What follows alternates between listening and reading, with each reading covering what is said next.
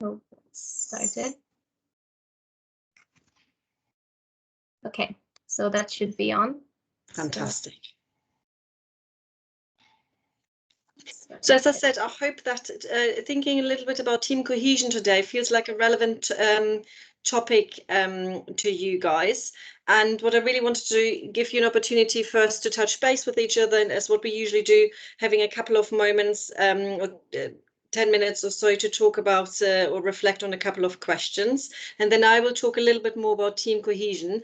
I'm really mindful that this is just a really brief overview. There's so much literature out there and so many different things to think about. But of course, I wanted this to be useful to you, and given that I only have 10 minutes or so to talk about a specific topic, I just chose something I felt, was quite useful. So I hope that will provide a little bit of background information, and then we will go into our breakout group 2 again, just reflect a little bit more and come back as a whole group discussion.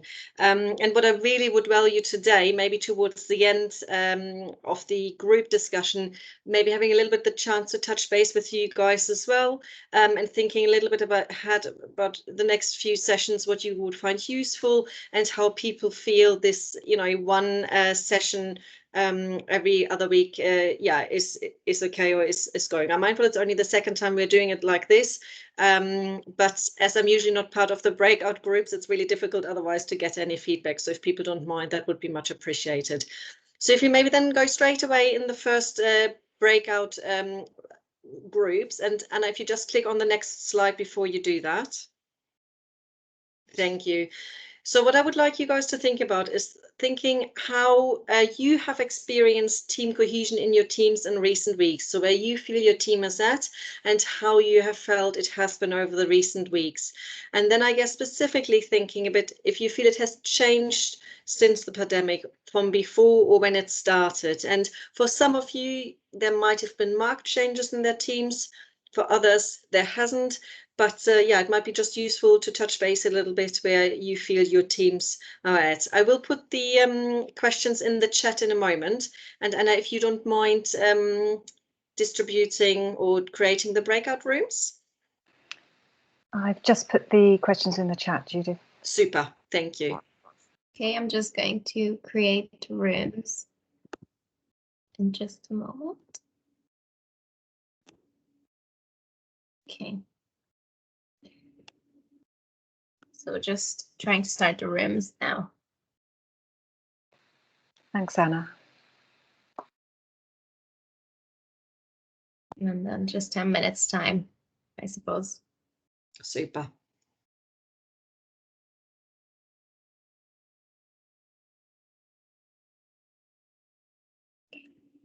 Excellent. Yeah, everyone's in a room now. Fantastic. Yeah, I think my laptop is slightly struggling with sharing and assigning and using Teams and all that. So I'm just going to try close a few apps and maybe the workspace as well. You're doing well. You on mute, Pallavi.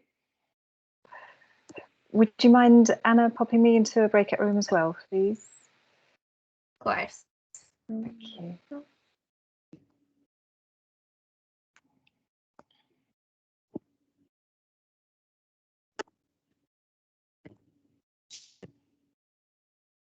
Okay. It'll be a moment.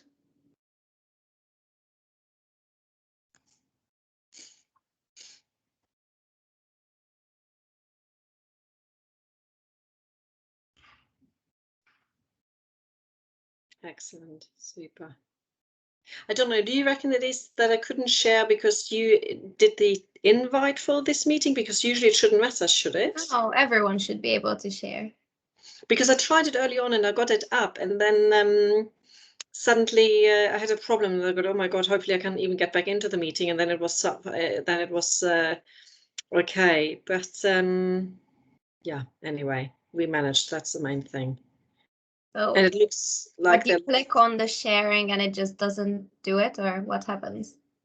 I can when I go and share and then try to get it up, then it doesn't let me do that. So either because I had preloaded the presentation and noticed my typo, and then I tried to change it and saved it again, and then tried to get it up from my computer, but that didn't work either. So either, you know, either way, the old presentation or the new one I couldn't get up from different locations. So I don't know, but I'm still on that, you know, laptop I've only since yesterday, so there's still a few things to iron out, I think. But anyway, we shall see. I'm just wondering, should I be stopping the recording while we're in the breakout? I think when has always let it run. I don't know if it's in one block of recording, but what we could do, I might just switch off my camera, and then if we come back by 20 past, and then people can easily. Should I just stop the breakout room in by 20 past? Yeah. 20 past. Okay. Super. Excellent. See you soon. See you.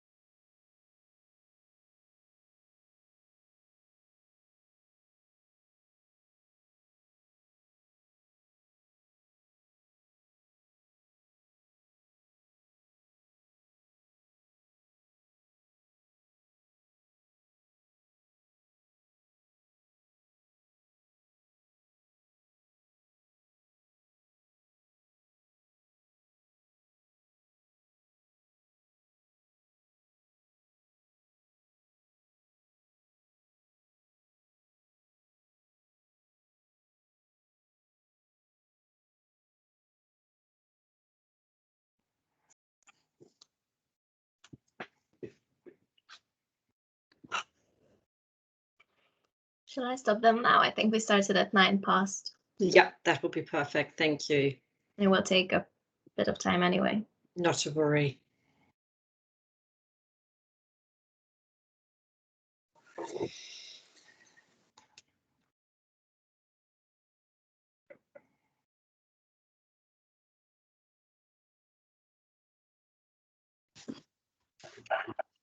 Gone. Fantastic. I'm sorry, because I thought you might have the blood test results. Okay. And are all groups back as a big group? I think so, yeah. Fantastic. Super. Shall we then go to the next slide of the presentation? Yes, I'm just going to share my screen again. Super.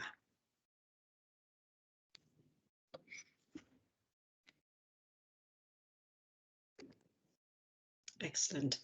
So yeah, I thought it would be useful to think a little bit about team cohesion and why is it actually important, in particular, I guess, for our line of work and our area of working, and given the experiences we all had over the past year. But I'm also really mindful that this is something possibly which was also hopefully important before, or you guys were aware before, and of course also subsequently after the pandemic should be at the forefront of our minds. It's not something specifically with regards to COVID. It is just generally thinking, if we think about, staff well-being, or, how we feel within our teams or as a team.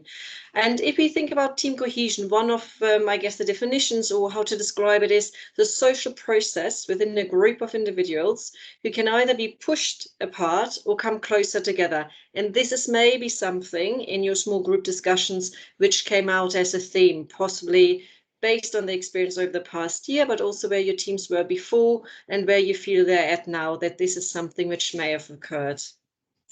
Teams who feel cohesive are more effective and productive, which I think won't necessarily come as a surprise.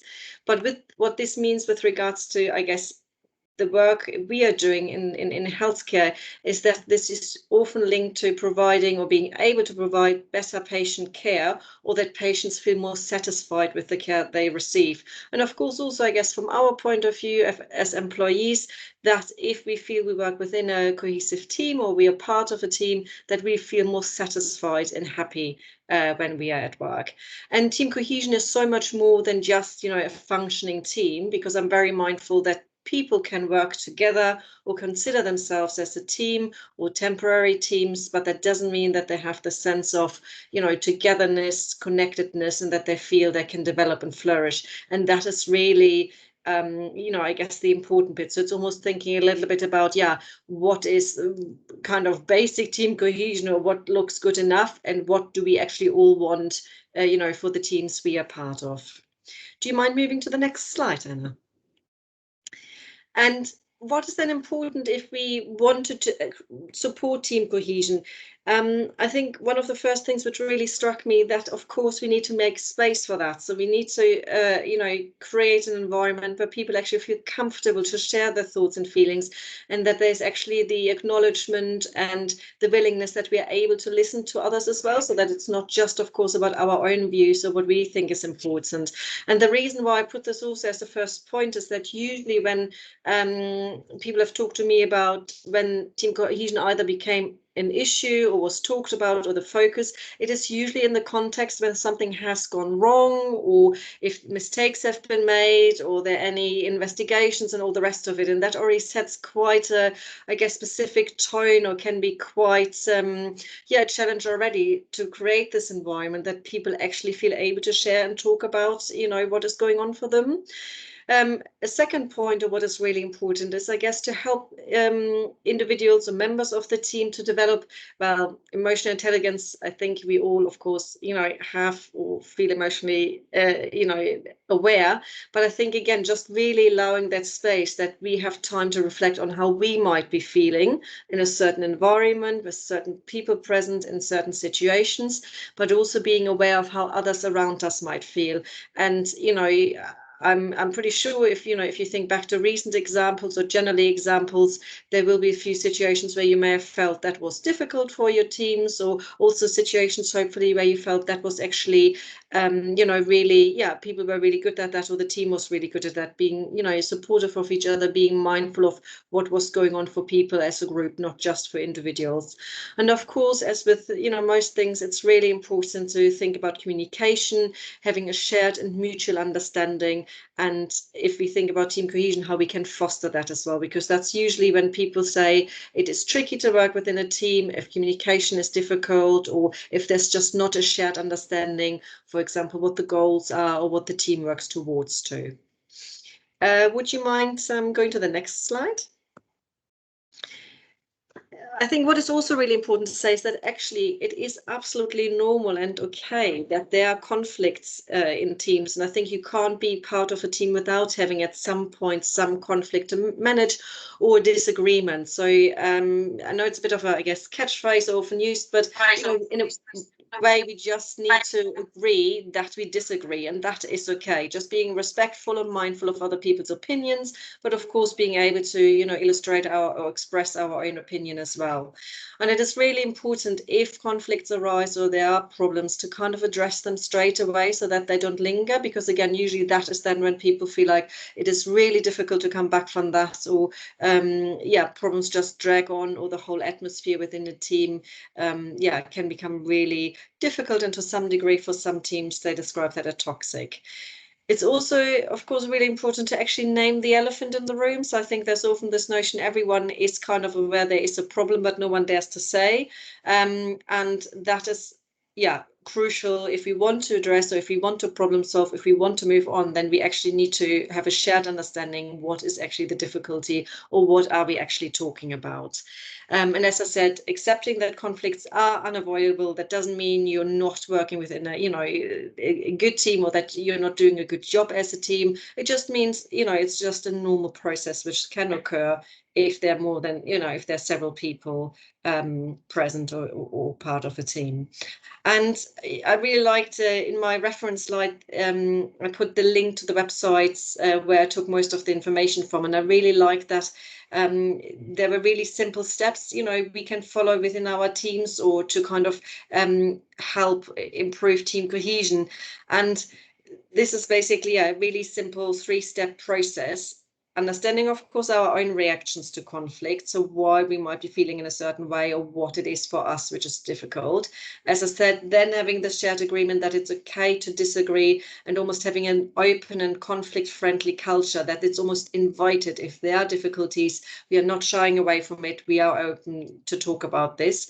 And then setting, of course, maybe process and guidelines for how we manage conflict or differences of opinion, so that it feels safe and as comfortable as possible for everyone to contribute and talk about. And I guess that comes back to one of the things I talked earlier on, that providing that safe environment and this protective time is really crucial, otherwise it's not possible. If you move on to the next slide. Super. And just, I guess, to sum it up before we go into the next breakout room discussion, just some practical suggestions to increase team cohesion in your teams. As I said, creating that space, having protective time, inviting actually all members of the team. I know that it's well meant that people or teams want to come together, they want to have meetings, they want to have space to reflect.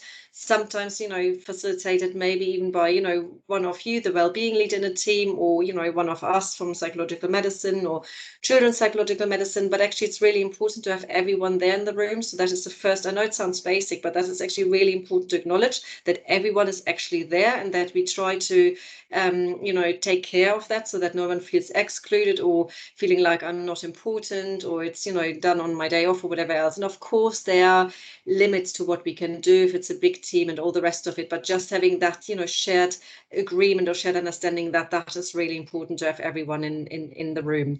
And then, as I said, trying to help people, and of course including ourselves as facilitators, or if we are more in a managing role in that team, being mindful what is going on for us and others around us. And I just put mindfulness on there as one way, of course, of doing that. And I know that loads of you have, of course, a lot of experience already, but I really really feel that, you know, even short mindfulness practices can just sometimes create a bit of a break and help to kind of settle, you know, in a meeting to then being able to move forward. Being really clear and specific and actually what we want as, you know, as the team and what we want to achieve and how our goals look like. Because again, in discussions like that, it then also will become apparent where there are disagreements or different viewpoints. And that is really an opportunity to then also come up with shared goals and find compromises. If that is not, you know, done properly or rushed through, or if people don't feel they can contribute to that, you almost have lost then that opportunity to work on this, you know, shared understanding and increase the team cohesion. And then of course within that it's also really important to go back at some point and review, have we actually achieved, or are we where we wanted to be at, or what we set out? Is there anything else we need to tweak? Do we need to review again? If you go to the next slide, thank you very much. I hope, yeah, this made sense. As I said, it was just a bit of a whistle-stop tour.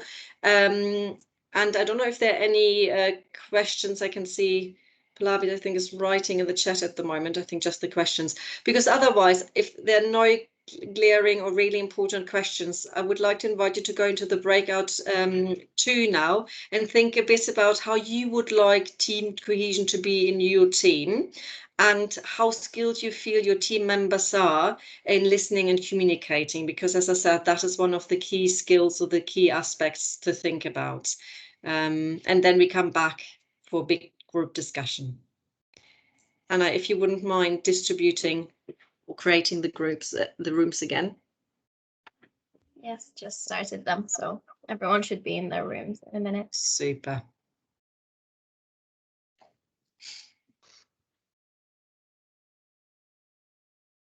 Oh, sorry, Helen, I could just see, well, she had her hand up, I think.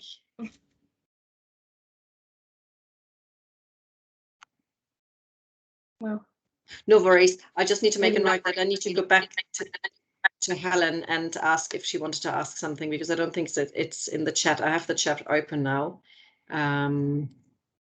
But no one else put a question. Super. Shall we then maybe between, I don't know, like 42 or 43 get people back, so that we have at least good 15 minutes for the main group discussion? Super. Then I might just switch my video off again for a little bit. okay. See you soon, Anna. Thank you.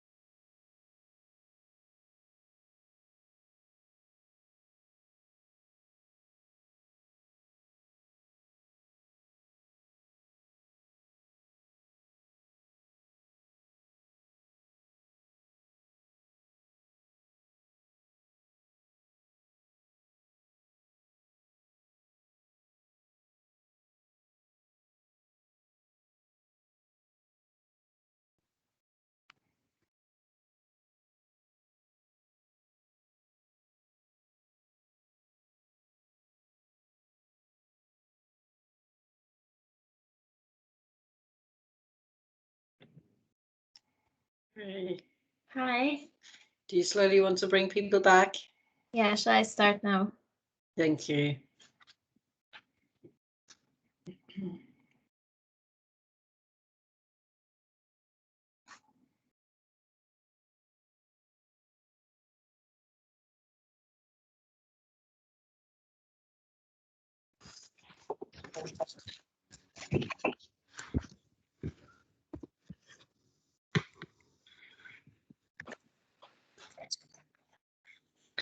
Welcome back, everyone. I think everyone is back now. Just before we start, I noticed when we went into the breakout rooms, sorry to put you on the spot, Helen, but I think you had your hands up, and sorry that I couldn't do anything because suddenly everyone was gone. So I don't know if there was a question. Thank you, Judith. Yes, I was. We were just remarking on the slowness of the electronic hand. So thank you. The question I had, which I did put to our group, was actually: is there an actual measure for team cohesiveness, and whether that's something that we could have a bit of a play with in our teams? Because obviously, our own perception of how cohesive a team is could be very different depending on where we sit in that team. Absolutely. And did your group, if you don't mind me asking, going in a bit of the, I guess, group discussions, did your group come up with anything? Were there any suggestions about formal measurements or maybe other things which could be important to explore or invite people to comment on? So there were a few questions that we kind of came up with, but what I was really looking for was whether there was not a formal tool, but just wondered if there was a more evidence-based approach, I suppose. We did talk about also like using like an anonymous surveying, asking the question in your teams and getting that feedback and using that data. Yeah, absolutely. That sounds really good. I mean, it's really difficult for me to say in terms of, I do get that you're not necessarily meaning a formal tool, but just, of course, something evidence-based. What I struggled with a little bit when I looked into team cohesion, there are in a way so many different ways of how you can conceptualize it and how you can then think about, different factors which will contribute. As I said, what I presented today is just one example, or what I felt, I thought that was useful given the context we are working in. So maybe as a starting point, I really like that suggestion, maybe opening up the discussion and just thinking what you feel is important for your team. So for example, do you feel people are able to share if things are difficult? Is there a culture of conflict, openness? Do people feel safe? Things like that, which in the broader sense, I guess, all contribute or are important when we think about team cohesion. Or maybe if people have different ideas, what they feel is important, because I'm just really mindful, without now sounding I'm sitting on the fence and not giving answers. You could have 5 teams in the room and get 6, 7, 8 different, viewpoints. So that's why I just do wonder as a starting point, just facilitating those discussions or reflections or opening up the discussion, and also feeling like, if you feel this is actually relevant for your teams, as I said, possibly given the experience we have had over the past year, but just generally. So, I just wondered if anyone or any group, talked a little bit about where they feel, where their teams are actually at. Is this something you are aware of at the moment? Something which has changed, or Judith, not? Jo has her hand up. I just saw that. I'm so sorry, Jo. Yes, I saw.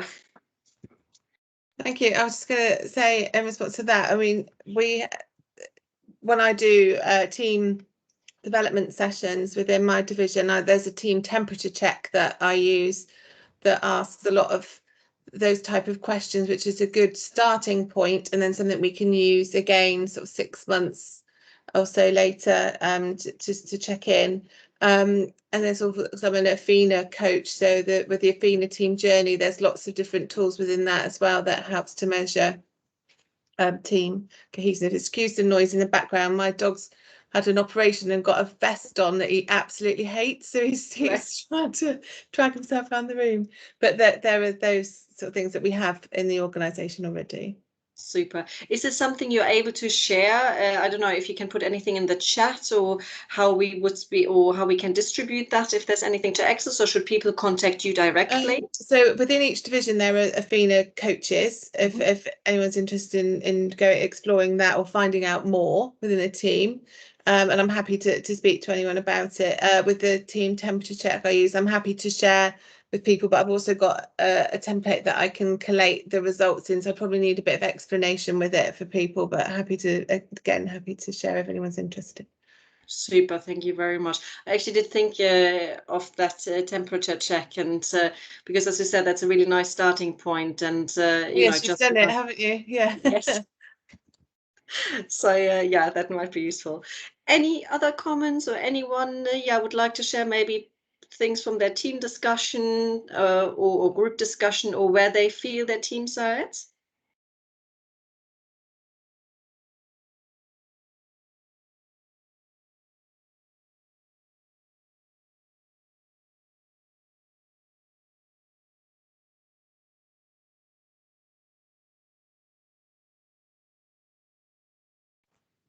I have a question. So I know in your slides you mentioned about elephants in the room and kind of it not being healthy for them to, to last so long. What happens if you're in that stage where it has gone past the point, and what can you do? That is a really good question. Before I answer and jump in, is there anyone who could comment on that, or maybe they have experienced that in their own teams, or what they may have found useful?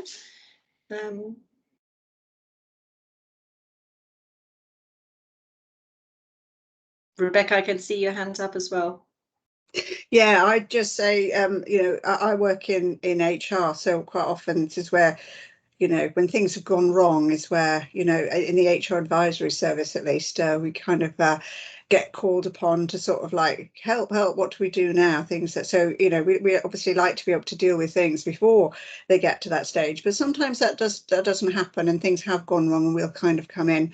And there are policies and procedures around this, but just as an example, a mediation is one thing that can be used if things get really particularly bad, to get mediation that's usually between two individuals, or maybe 3 individuals, or other interventions. We have something called listening into action that can be used with a group to have a look at getting viewpoints and what have you, and that can be independently facilitated as a method to try to understand where things are not ideal and come up with actions and suggestions to make it a better and maybe more cohesive team. Thank you. Yeah, so HR, always a good place to, if things desperately go wrong. Thank you, that's really useful. Any other suggestions or any other comments?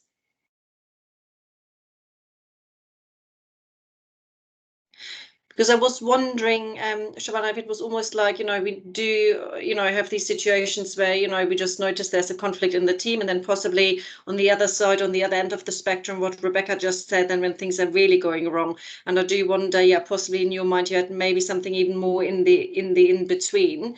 So for example, if I think about examples, it's maybe with regards to patient care, if different medical teams are involved, or different medical professionals holding the lead, and then there are possibly disagreements or just different viewpoints, or the focus of medical care is different. And of course, that is something, I'm not saying it needs a psychologist, but just someone possibly externally who then can facilitate discussion. And as I said, just to kind of, I guess, make it really simple, just creating that safe and protective space, that is sometimes, the first crucial step. All which is needed, that there's an acknowledgement something isn't quite right, especially if the focus is, or the outcome is with regards to patient, contact or patient care. And then I guess from our point of view, reflective, non-judgmental stance, how can we learn from this? It's not about finger pointing, it's just really thinking, how can we, I guess, work with differences in opinion in the room, so that it doesn't become, unhelpful or drags on. And I guess then if things really become difficult, then going more the formal route of following those procedures, which of course can also provide hopefully safety and guidance then when things are already quite emotionally heightened, or I would think. Don't know if that answers your question. Yeah, thank you very much. I don't know if that's come up still. Sam has her hand up. Oh yeah, thank you. Hi, thank you. Something that came up in our group was the concept of, as well-being leads and as a well-being theme, we encourage people to take breaks or work your hours, not overwork. So this kind of thing, obviously very positive, but often on the ground, it's not what can happen or people perceive can happen because of workload. And I think some things that we discussed was that sometimes if you have seniors who don't take breaks, then the juniors just feel they shouldn't either. And if you talk about the pressures, then how can you then take a break? So there seems to be some conflict there. And we also referred to sort of email culture. And I'm a governor in a secondary school, and they have an email policy, sort of, things to do or not to do, or how to write your email, which seems very pedantic. But actually, when I read it, I found it quite useful. But I was just wondering how we can help each other on that, because how can we train one another to say, actually, this part of the work will have to not be done because we believe having breaks and a measured approach to work is much more important. That's it. Thank you. Thank you, Sam. I think that is something which, repeatedly people have commented on across the board in different situations. The importance, of course, we do have to rely on emails and, virtual meetings and all the rest of it. But that sometimes if we could take the time or have a face-to-face encounter, even if it's brief or not very prolonged, that can go such a long way rather than finding yet another email in our inbox, which often actually takes so much longer to write, especially, what you have said, really thinking about carefully how you might want to phrase this, or that it really comes across as you intended. So I think that is one thing, of course, where it feels safe and appropriate, meeting again face to face, if that's possible. I think the other thing you talked about, that is really, I guess, where it comes back to role modeling, and I know that is really tricky and possibly something we all struggle with, but again, repeatedly people have said this is what needs to happen, and maybe that's where we need to then also, for us, to have that peer support. That it's easy to say to others, take breaks and, don't do extra hours and all the rest of it while we are still typing away and hunched over the laptop at 8 o'clock at night. And then maybe really thinking, where do we need then the support? Where do we need someone who tells us, what, it is okay to have a lunch break. You don't need to feel bad for that. Or if it is conflicting with other activities, how can I prioritize? What do I really just need to get done today or whatever, and what are things which I can actually park, or if it leaves you feeling uncomfortable, what you then need to manage that, if that makes sense, because usually it comes back to our own comfort zone, doesn't it, rather than anyone else's, if that makes sense. And Judith, just to let you know that Francis and then Mel have their hands up too. Thank you. I don't know who wants to go first, possibly Francis. Francis was first, then Mel, yes. Super. Thank you. Hi, I just wanted to make a point about sometimes there can be a little bit of a disconnect between the message that's coming out centrally from the trust and what happens on the ground, as someone mentioned earlier. And fortunately, humour is a great way of team bonding, and we certainly have a lot of humour in the comms team, in particular when there's 2 or 3 of us who can't take a break because an urgent trust communication or trust email or update needs to go out, or on the intranet, and the update is about the importance of taking your breaks. And there is much hilarity on WhatsApp when that happens, but it does happen more frequently than I care to say. There's a danger in comms that you can see yourself a little bit set apart from the trust as a whole, and that somehow those messages that we're putting out to other staff somehow don't apply to us, and that sometimes we're exempt and not always in a good way. Other staff, clinical staff, must take their breaks, but it's okay for our comms lead to work 14 hours at a stretch. We're not very good at following the advice that we're giving out to other people, so maybe that's something that I'll take back to my managers from this. But also it's helpful sometimes if people understand that we're also under pressure and we also need to take our breaks, and sometimes we can't get things out quite as quickly as people would like. I'm done. Thank you. Thank you, that's very helpful. And I think Mel had her hand up as well. Thank you. It's just going back to the point you made, about people taking their breaks and things like that, and how we communicate things. So in pharmacy, because we've got an absolutely huge team, there's 6 wellbeing leads and we send out emails and try and remind things, but what we definitely do is role model that. And so we've encouraged things like walking meetings because we don't have meeting rooms anymore. So even if you can meet face to face, there's no COVID safe space for you to do it. And actually it feels a little bit odd right now, doesn't it, kind of meeting with people. So respecting that, the fact that the sun is shining, very good for your well-being and vitamin D, off we go outside. So myself and one of the other wellbeing leads actually meet up every Friday and we do a walking meeting around the JR. So I get about 2,000 steps, which is fantastic. And we've done it all the way through winter. So coats on, hot chocolate. Now it's a Solero tomorrow. So we do that, but we actually role model that. So we had an outside meeting on Tuesday. We used the benches out near the helipad and I actually took a picture of us doing it. And then on this week's wellbeing email, attached that picture saying, there are people doing this. And bearing in mind, myself and one of the other pharmacists are quite senior in the department. It was like, senior people are doing this. This is acceptable.